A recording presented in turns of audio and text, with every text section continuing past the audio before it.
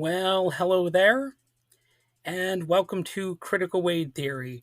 And today we're going to be having a far out of season review of A Christmas Story from 1983. And every Christmas Eve, millions of families across the US flip on the TV, and there it is, A Christmas Story, running on a 24-hour loop. For some, it's background noise. For others, it's as essential to the holiday as eggnog, stockings, or arguing over who gets the last piece of pie. And I do have to say, some people don't like the 24-hour marathon. I know somebody who says that she hates the movie now because it was left on during the entire Christmas day, and now they just don't like it. So it can sort of backfire. But anyway, how did this quirky little film from 1983, released with only modest fanfare, become one of the most beloved holiday traditions in America? So let's dig into it. The film A Christmas Story, directed by Bob Clark, is based on the writings of Gene Shepard, particularly his 1966 book, In God We Trust, All Others Pay Cash. Shepard also narrates the film as the grown up voice of Ralphie, grounding that movie in the warm, wry, nostalgic perspective that so many people enjoy. And I actually didn't know that that was the original author who narrated the film. That kind of does make it a little bit more special, doesn't it? The fact that they didn't have some other person come in to narrate it, and the narrator does have a good voice for it too. So, hey, that really is a nice little added bonus and a nice little bit of trivia for people who may not have known that. So you can properly inform them that the author is also kind of a major star of the movie itself. And the setting is the 1940s, and at its heart, the story is simple. Young Ralphie Parker wants just one thing for Christmas: a Red Ryder carbine action 200 shot range model air rifle. And he is able to say those words very fast, even though it's sort of a tongue twister, but the object of his desire is so heavily on his mind that he just rattles those words off like it's the most natural sentence in the entire world.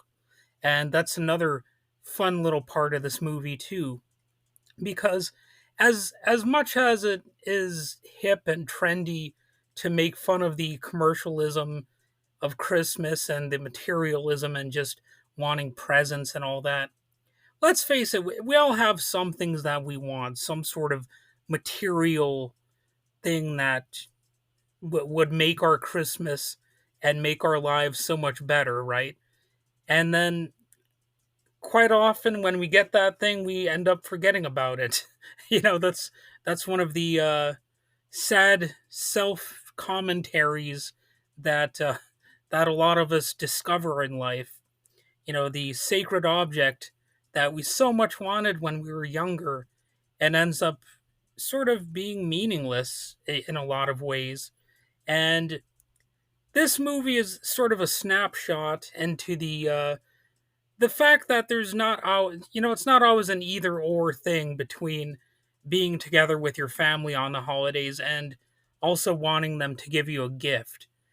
So often there's this sort of thing like, oh, if if you want this special present, it must mean you're not really valuing your family as much or something, or you're just sort of cynically viewing the holidays as an excuse to get nice gifts for yourself or whatever. But I think this movie kind of reveals that there's a little bit of wiggle room there. It's not really an either or binary sort of thing. And Ralphie seems very well connected to his family, even though the family's not perfect and he's not perfect either. And this movie really it's about more than an air rifle, of course, but it is a little bit about what he wants for Christmas, and the entire movie revolves around that wish to a large degree. But along the way, we get a tapestry of childhood memory, the uh, the schoolyard dare, family quirks, and the universal feeling of Christmas anticipation. And of course, this movie does have some iconic scenes. What keeps people coming back year after year are the moments that have been burned into pop culture. And that includes Ralphie's constant reminder from every adult in his life: you'll shoot your eye out if you get that air rifle. That's a pretty funny moment in the movie, and a running theme that has kids everywhere trying to think about the equivalent of that. Like if their parents were sort of finger wagging at them about something that they enjoy. If it wasn't about the air rifle, maybe it was about the music they were listening to, like that demonic heavy metal or something like that. That'll have your children going astray if you're a concerned parent. There are really so many different variations on that theme. This is just one example, but we all have things that you know our parents shake their heads at us about, that we really enjoy. Like maybe we're a little bit too much into, I don't know. Well, I'm struggling to think of something other than music, but you get the idea. And there's the infamous major award, that leg lamp proudly displayed in the front window, with Ralphie's father declaring at one point about it, "Fragile, it must be Italian." When he's opening the precious prize, and that I mean, it's such a funny moment to me. I'm obviously not a hater of this movie, even though I understand some of the critiques that people might make of it. But this movie just, it's one that I never soured on. And you know that cute little joke about the Italian, that still gets me all these years later. It's still funny to me. And you've got the playground double dog dare that ends with Flick's tongue frozen to the flagpole. That's a funny moment, and I think a lot of us have actually done that, even though we probably wouldn't admit it. But I'll admit it, I did that once. I don't even know if it was a dare necessarily, but I've done that. Maybe it was even by accident. I don't really remember, but I know it's happened.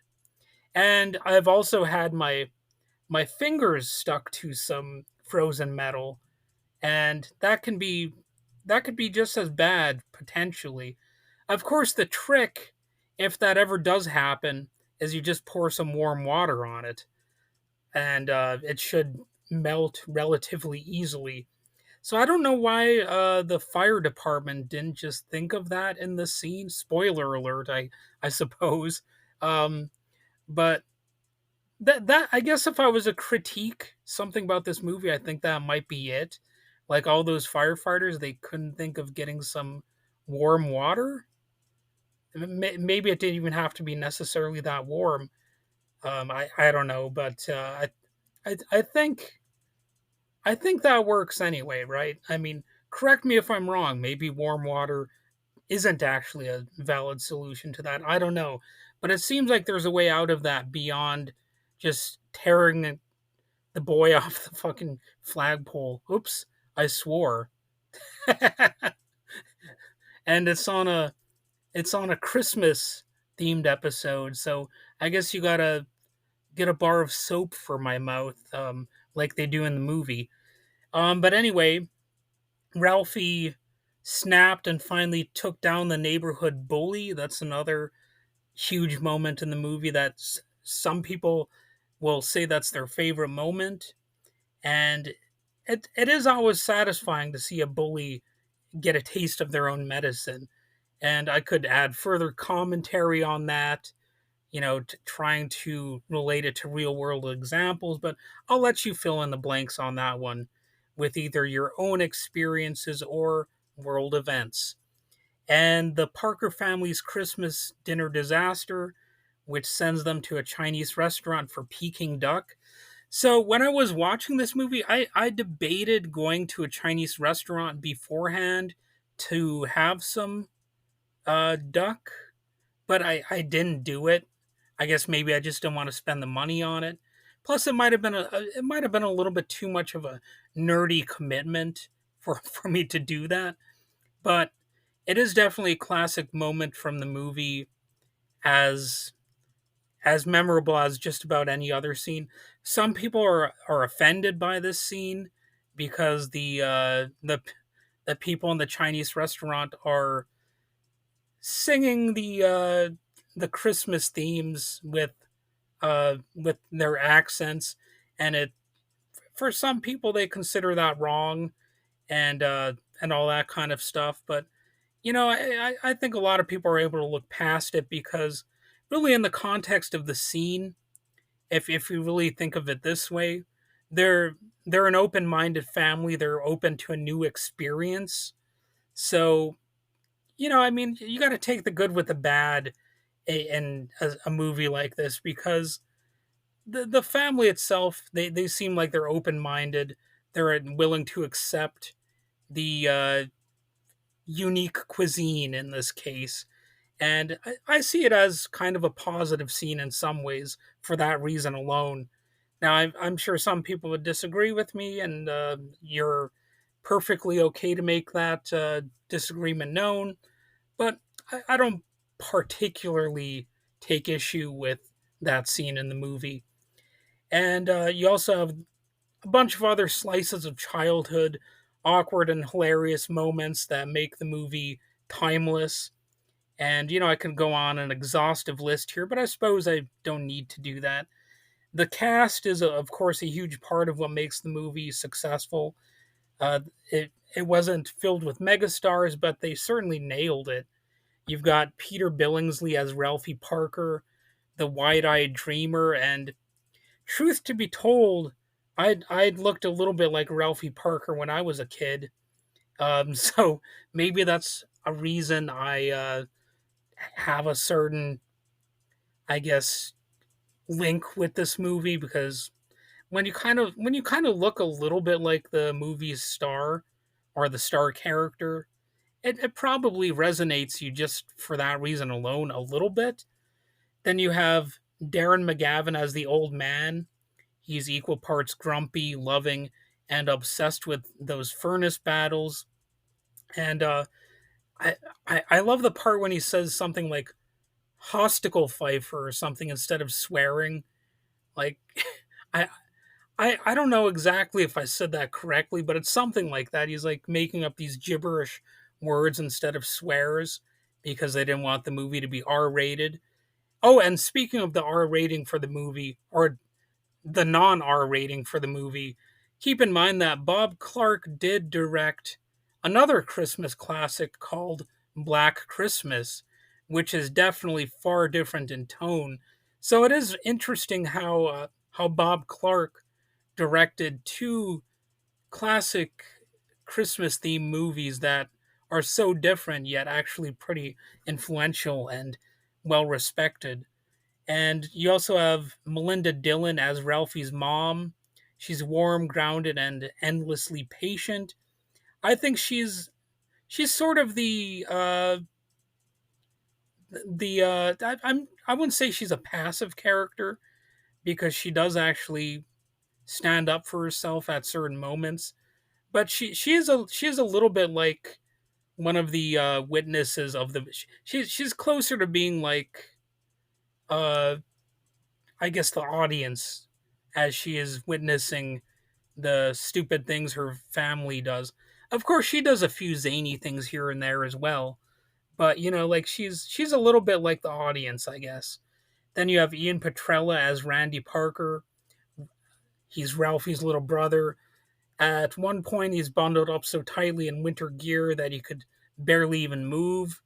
And that's a little bit funny too because even though I was never that bundled up, definitely if I go out on some winter days, I've got like two sweaters on and also my winter jacket because sometimes you really need all that winter gear. And actually, on this podcast, I've got an episode where I discuss ways to navigate blizzard like weather. And I have definitely walked through my fair share of blizzards, and it's not necessarily as difficult as some people out there might think, especially if you dress appropriately, and if you know a few strategic ways of doing that sort of thing. But definitely dress up appropriately if you're out in winter weather. You'll always see some people trying to be tough or macho or whatever who go out in winter and they're not even wearing a winter hat or gloves, and it could be like ultra cold. But make no mistake about it, if you go out in some extreme weather and it's extremely cold, it doesn't matter how tough you are, that frostbite can get you, no matter how much of a Rambo you may think you are going out there. So, Ralphie's mom actually has a little bit of a point here. So, and the Parker family, they feel real, they're flawed, funny, and familiar, and that's one of the huge charms of the movie. And I also should mention Zach Ward as Scott Farkas, and he's such a great character too. One of the most memorable characters of this film. The he's got yellow eyes, and if I remember correctly, the narrator says he's got green teeth. Or is that his little toady pal? I don't remember, but I know that he has yellowy eyes. and, and interestingly enough, Zach Ward, he also appears in Freddy vs. Jason, and technically, because he appears in a dream sequence, you can say that Zach Ward kind of played Freddy Krueger because Freddy Krueger is sort of possessing the character played by Zach Ward in the scene. So, not every actor can say that they've played Scott Farkas and Freddy Krueger in a way. So that's a unique sort of honor. And Zach Ward has also appeared in other things, of course. Like I know he was in an episode of It's Always Sunny in Philadelphia. But this is definitely the character that I most recognize him for. And for years, I thought it was Scott Farkas. So it was interesting to finally see it spelled out as Scott. And, you know, we, we all know somebody who's got a bit of an odd name, right? I mean, maybe somebody out there has the name Scott. I wouldn't be that surprised, but it's a little bit unique. Like I knew somebody who had the name of Fess, Fess. It's a unique name, and you also hear people talk about other unique names that all sorts of people might have. Like my mom told me that there was somebody in her grade in high school who had the name Gay Guy. I, I'm not even kidding about that. I've seen the yearbook photo, so I know it's true. And I mean, even if you are a gay guy, this was actually a woman, but even if you are a gay guy, you probably don't want the actual name of gay guy. But of course, back then, the name gay was more common, and a lot more women had that name.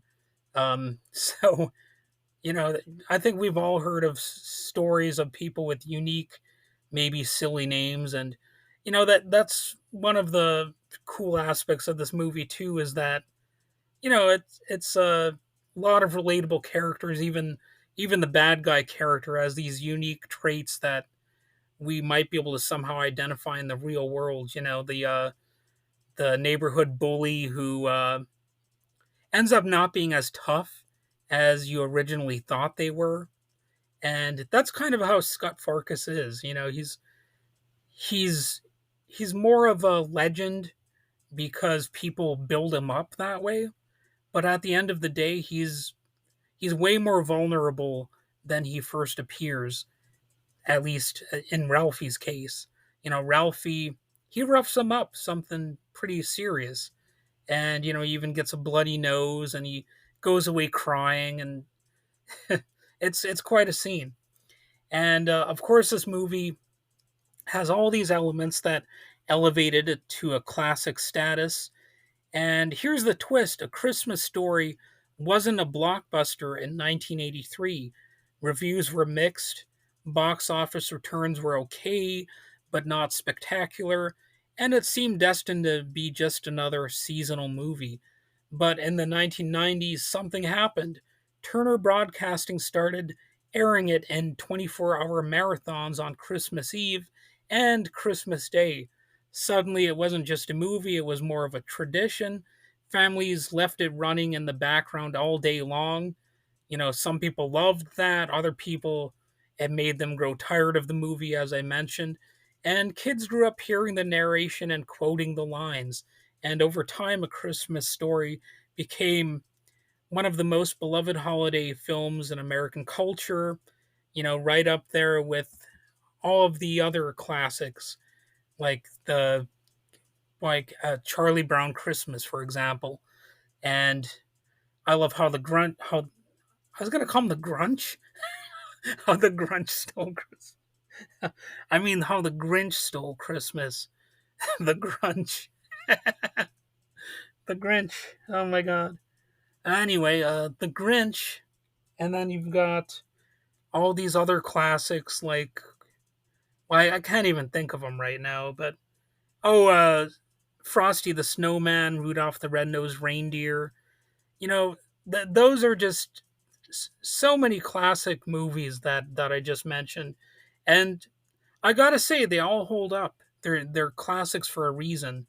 Not everything that is classic sucks. That's one of the dark truths of life. If you're a wannabe like cool guy who wants to be able to trash everything, sometimes these things just are good for entertainment.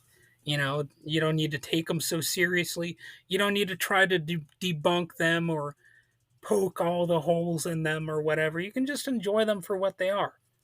And in 2012, the Library of Congress added this movie to the National Film Registry for being culturally, historically, or aesthetically significant. And I think it's all of those things. So it really has a legacy. It's grown over the years. The Cleveland house where it was filmed has been turned into a Christmas Story house and museum. There have been sequels and spin offs. There's My Summer Story in 1994, The Less Loved A Christmas Story 2 in 2012, and most recently, A Christmas Story Christmas in 2022. And that movie seems to actually be reasonably well respected, and that's partly because they brought back Peter Billingsley as an adult Ralphie. So, you might want to look into that one because I still haven't watched it yet, but I've heard good things about it. I've heard that it's actually halfway decent. And, this movie is everywhere in pop culture.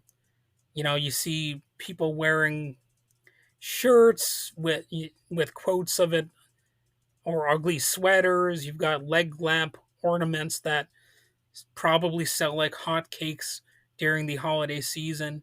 And you occasionally get references in TV shows and advertisements. And every year, without fail, families tune in to watch it again. And you have to wonder, why does A Christmas Story endure? Well, it's the nostalgia, it's the humor, and at its core, it captures the messy, funny, imperfect joy of family life around the holidays. But whatever the reason for you, it's more than a movie now. It's a ritual, a 24-hour reminder that the holidays aren't about perfection. They're about the stories that we carry with us, the unique moments. And sometimes it's just good to watch something for a laugh and to remind you that life isn't all bad. And even when things do go wrong, we can sometimes laugh about them. Like the scene with the chicken, or no, the turkey, the chicken, the turkey that goes wrong. That reminds me of a time when I was on a hunting trip with my dad, and my brother was there, and my dad had the, he had the aim to get a partridge, and sure enough, he did shoot one, and it fell down to the ground, and suddenly, from out of nowhere, from out of the woods, one of the dogs from a nearby house had run up to grab the partridge and ran off with it in its mouth, or in its maw, MAW, as is another word for mouth in this context. So, I have a mixed history with my dad, to say the least. Like, he was sometimes a rageaholic. He would actually, threaten to go on a shooting spree and stuff like that. I've talked about that before on this podcast. But this moment with that dog stealing the partridge was so funny that even he couldn't be angry about it. I mean, he was laughing just as much as the other, like me and my brother were. It was just it was truly one of the funniest things that I've ever seen in my entire life. And it does kind of remind me of this movie, a little bit. It's like something that could have happened in a Christmas story. And yeah, so I mean, even though life does have some dark moments and bad things can happen, sometimes those things can be pretty funny, and it's almost worth the loss of that partridge.